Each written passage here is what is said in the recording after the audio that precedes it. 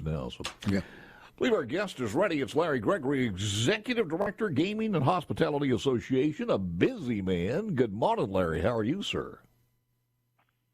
Good morning, Paul.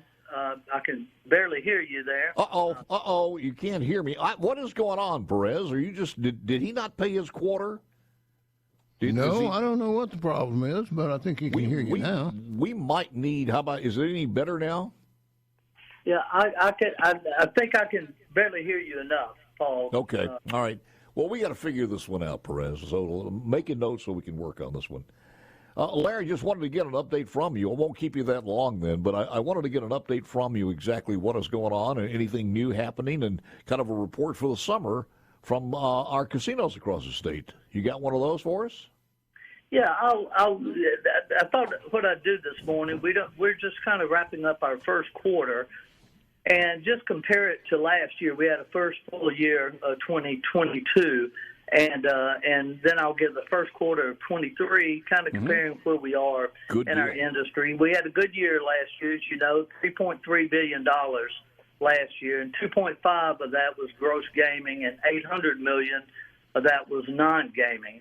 And we're an industry really touting over 16,000 jobs in our industry, and we had over 20 million visitors to our state. So, you know, and to also state, you know, the Mississippi Gulf Coast is the 5th largest gaming market in the country. I mean, we're behind Las Vegas, Atlantic City, then the Baltimore, D.C. area, Chicago, and then you have the Gulf Coast. So we're doing extremely well in our industry. A little bit on 2023 of the first quarter, year-to-date, January through April is what I have the numbers for. And we're at $852 million. That's right on track of year over year, what we did in 2022. So we're expecting another good year. I did want to let you know, and your listeners, I mean, just nationwide, Paul, last year legal gambling topped $200 billion in the United States. And so, you know, it's a very competitive market out there. Mississippi, you know, back in the days of the 90s when we got here, you know, we were looking at Las Vegas, Atlantic City, and, you know, us. I mean, it's not that way anymore. And it's a big industry, but we're still staying competitive. Well, you know, Larry, one of the things we worried about as the market matured in the state of Mississippi, and we kept claiming that number 3, and I think a lot of people looked at us, my God, if Mississippi can do this, then it was the incentive for a lot of other states to, certainly in the southeastern region of the country. And then we thought, okay, is this just going to absolutely positively not only move us out of third place, but way beyond 10th to the point where we might this industry might die away? And now in 2023, we are the 5th in the nation still. That's pretty darn good.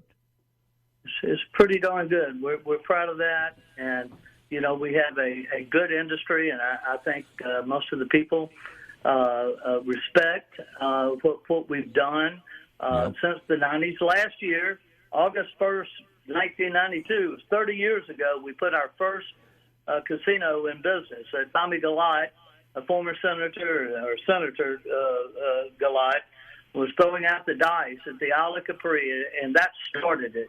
And after 30 years, you know, we went from there. We went to the Splash, where you were paying $10 a head to get in. That's right. Tunica, which was the poorest county in the country back in those days, became itself the 3rd largest gaming jurisdiction in the U.S. And then it started off, you know, the Beau Rivage back in 1999 with Steve Wynn, and that was bringing in the hotels with that. And everything was great until Katrina came, of course, and then the infamous House Bill 45 that brought our casinos on land, and this is all as a result of what we have today. It was done right early on with the laws. Our legislature did it right, and we and our gaming commission with the regulatory body overseeing has done a great job. And so I think we're positioned well not only in the past but for the future. You know, somebody told me a long time ago, if you ever make a mistake or break something or spill something, clean it up where it was cleaner than you did before it spilled, and there's some success in that. And I think about that when I think about the Katrina. We came back and we made it even stronger with the legislation, but boy, the fighting that went on. It was not so much during that one as it was the first one, but it was just a period of giving like labor pains to have one of the strongest states in the Bible Belt pass a gambling bill was not that easy, and the way it was done was just it's the stuff of books to be written about, to be honest with you, and those the only thing there from the splash now I think is a concrete. Can you hear me? Yes, I can hear you. Yeah. And kind of what you teed up about house, coming on land, and Mm-hmm. I will mention on June 29th of this month, we're celebrating and honoring two giants of our industry. We have the annual Hall of Fame gala that we do each year, and this year we have former Governor Haley Barbour and you remember Chairman Bobby Moak of the Gaming Committee. Yes. They're being inducted into the Gaming Hall of Fame, and as a result of their work and diligence of getting that House Bill 45 through the legislature at a very quick and expeditious time. If you remember back in those days, I mean, a week after Katrina, our state legislature was meeting, discussing that piece of legislation, and that's how House Bill 45 and land-based gaming came about. So we're celebrating and giving our gratitude to these men come June 29th. Well, and rightfully so, because the mandate to put amenities with this, it says, look, you're not going to come at a server station, have a casino and a few slot machines. You're going to do this the right way, and those amenities bear out every single day from not only places like Beau Rivage, but all the other places too, whether you have golf courses or some other type of entertainment that's attached with that. But Larry, I mean, I remember on the air advocating for this and thinking, well, how can you be conservative? Some people will say, how can you be conservative and do this? And the one thing always stuck to me is because, and I said it on the air, I said, we don't have mountains, we don't have canyons, we've got limited, Gulf Coast. The water is not what it is in Florida, but we do have good people. And once people would come in to see us, I think they'll do that. And I think you just verified that. We're up to about 20 million a year who come in specifically for casinos. That's what we had last year. And Paul, since that 30th anniversary, I mean, we've had over 500 million visitors to our state. Yeah. And by the way, hang on, I'll get back with you. But by the way, you don't count that in the $852 million, through April. So that's that secondary spending that they do at gas stations and restaurants and other places. It's been absolutely amazing. More with Larry Gregory coming up next. Hang on. Segment with Larry Gregory, Gaming Commission, or the hospitality. I think the video has it wrong as far as the commission, who used to be with the commission.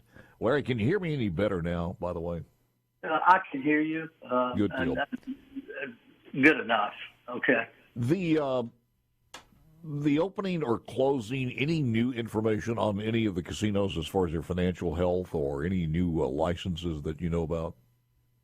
No, the only we had recently was the Gold Strike up in Tunica was bought, with the Native Americans group out of Oklahoma, and they are running that property now. But it's the same name, same great hotel, casino up in Tunica, but we've not had any openings since I've spoken to you last.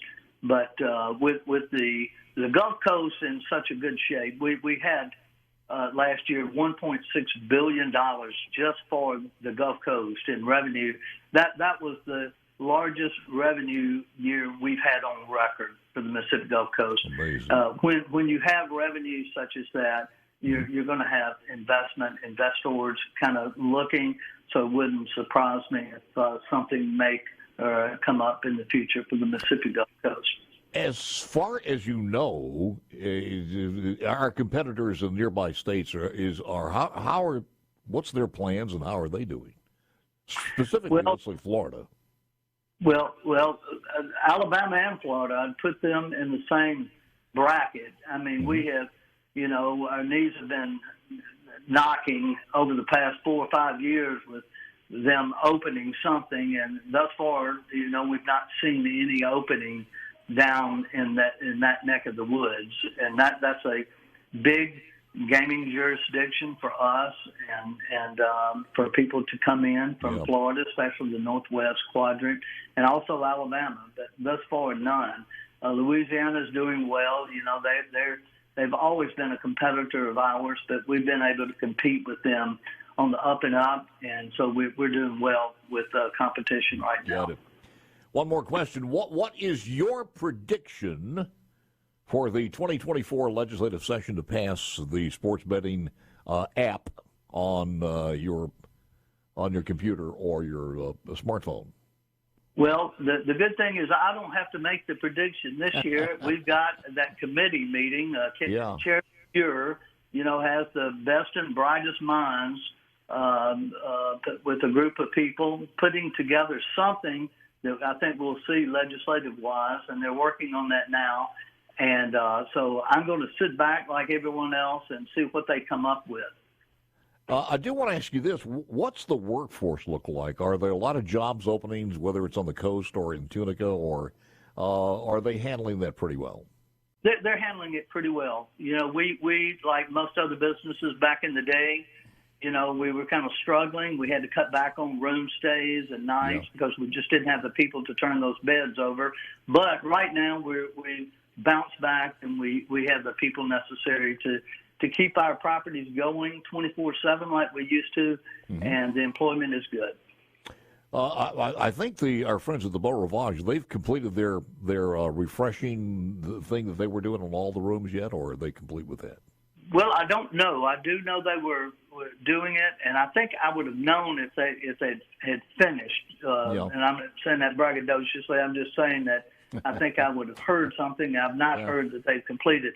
I do know, speaking of the Beau Rivage, this past year they had their millionth air customer to visit. They did a big celebration when the plane flew in at the Gulfport Airport. And there was a lady who happened to be the millionth air customer for the Beau Rivage that flew in. That was a big celebration for them and for the Gulf Coast to have that many people as a flying in to visit their property. So, how many people? A lot of people don't know. And my other question was this, and I think I asked you this before. We may not have gotten to it. Why are they the only ones to do this? Because it's been so successful. That is more into the business operations, and I'm just not over that aspect, Paul. I do. Well, that's what you hear when the quarter runs out. Perez, I believe he has just dropped off, but Larry Gregory, some incredible numbers there. Again, $852 million as far as revenue. To date, and that was through April, so you still have May and June to put into that. 20 million visitors so far, still fifth in the country as far as the importance of casinos, which is, to me, absolutely amazing to think about that one. All right. Steve Azar's on the air because it is a Thursday. Who we got? Steve Azar will have Wesley Smith, who's an author, brought to you by... I keep expecting you to say Snipes, but you never say Snipes. I know. I wanted to say it myself. Larry's back. I know.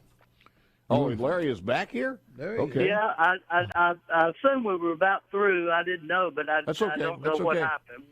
Your final thoughts then here. Just take a deep breath. Let me have your final thoughts on this, where we're going for summer.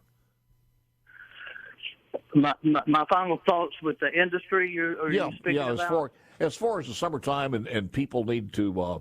a lot of people are going to be doing this to travel across the state and across the nation, and casinos is going to be part of that plan, especially if you don't have any kids. Then The summer is a great time for our industry.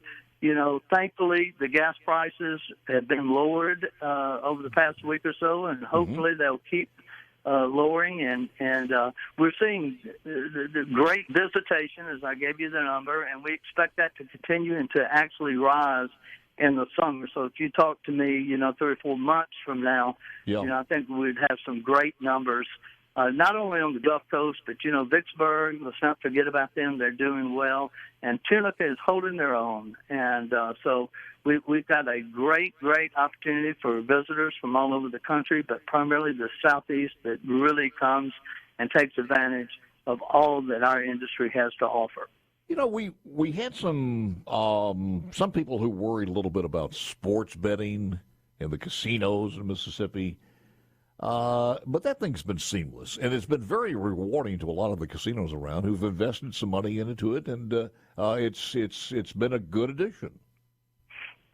We have benefited from sports betting, and it's been just another draw. I mean, we see that. I mean, you can see the bump in numbers when you have in the NCAA and then of course the playoffs here and in baseball, and it just goes on and on and on.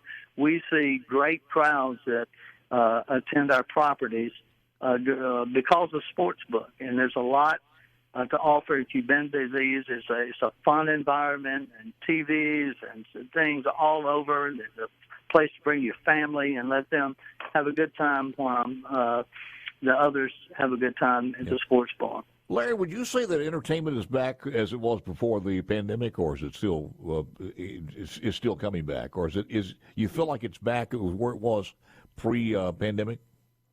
Yeah, it's back, Paul. There's nothing that would prohibit us from offering any type of entertainment that we had prior to the COVID, the shutdowns, and the pandemic, and we're back on track, offering everything we had pre-pandemic. I wasn't really worried too much about the entertainment as I was the buffets. I really was worried about the buffets coming back. Well, the buffets are open, and so going strong once again. And all you can eat seafood is a good one too, but don't get us started now. Larry, thank you, man. Appreciate it very, very much. Stay safe, and I hope you're feeling well. Yes, sir. Thank you. Bye-bye. You got it.